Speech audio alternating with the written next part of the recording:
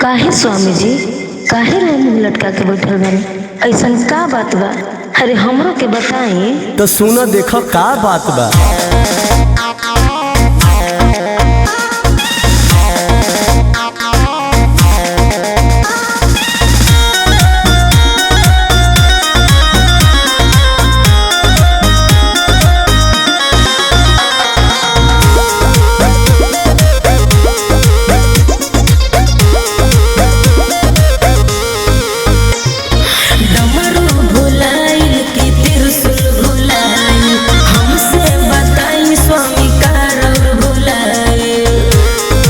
अरे बोली।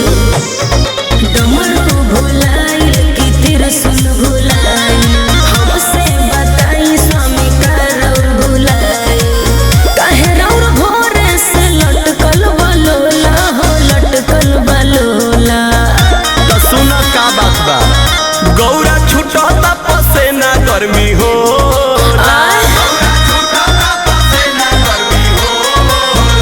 गौरा जाना कैलाश पर ले आव भंगिया के गोला, ले आव भंगिया के गोला, ले आव भंगिया के गोला। एही खातिर मुंह फुलैले बानी।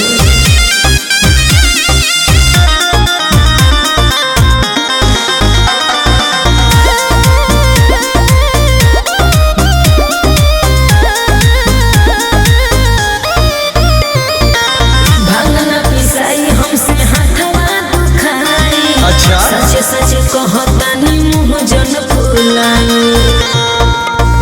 हम मानम ना भंगवा के खोइबे कर, नाही देबू तू भंगवा त गांजा पियब। देखी सब भगतन के भीड़ बड़ा होला हो, भीड़ बड़ा होला। ऊ तो हम देखते बानी। गौरा छुटता पसेना गर्मी होला, गौरा जाना कैलाश बोल ले आव भंगिया के गोला, ले आव भंगिया के गोला, ले आव भंगिया के गोला।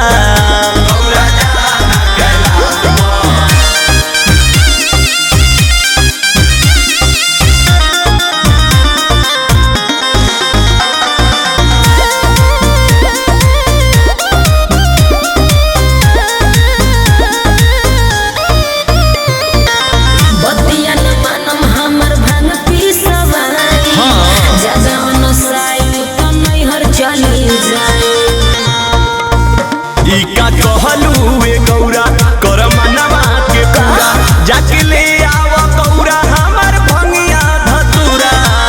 जत बनी लावे राउर भंगिया के गोला हो, भंगिया के गोला। बहुत सुंदर परले गावा तारे बन के भक्त भोला। गौरा जाना कैलाश पर ले आव भंगिया के गोला, ले आव भंगिया के गोला, ले आव भंगिया के गोला। ई सब का भुगतनी?